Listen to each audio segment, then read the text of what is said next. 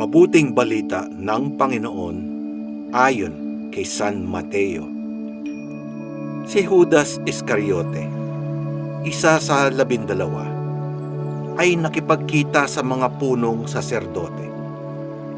Ano po ang ibibigay ninyo sa akin kung tulungan ko kayong madakip si Jesus?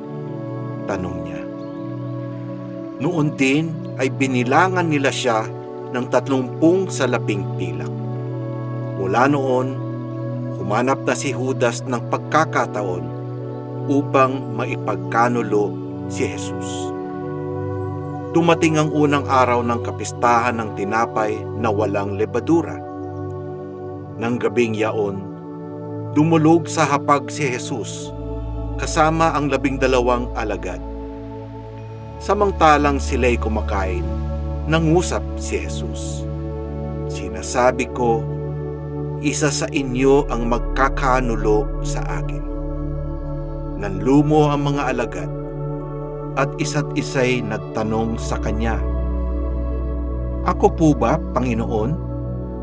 Sumagot siya, "Ang kasabay kong sumawsaw sa mangkok ang siyang magkakanulo sa akin. Papanaw ang Anak ng Tao ayon sa nasusulat, ngunit sa aba ng magkakanulo sa kanya.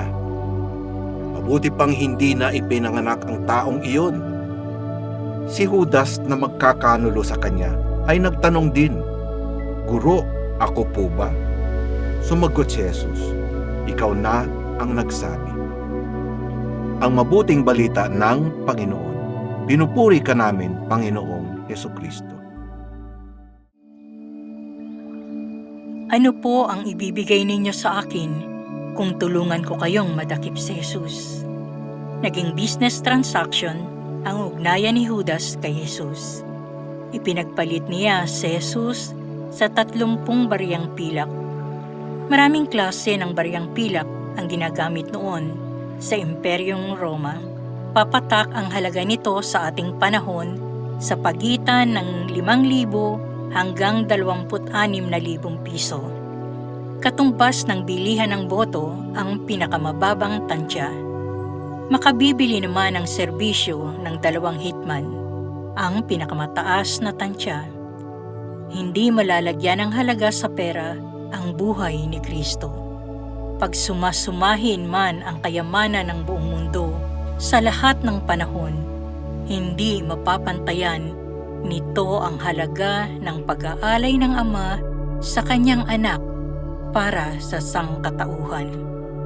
Sa pamamagitan ni Jesus, hindi rin matatawaran ang buhay ng tao.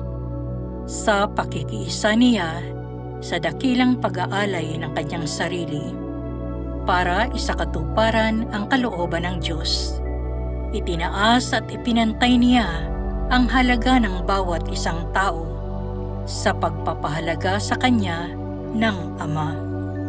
Kung anumang pumasok sa isip ni Judas, pinaliit niya ang halaga ni Jesus at ng kanyang sarili.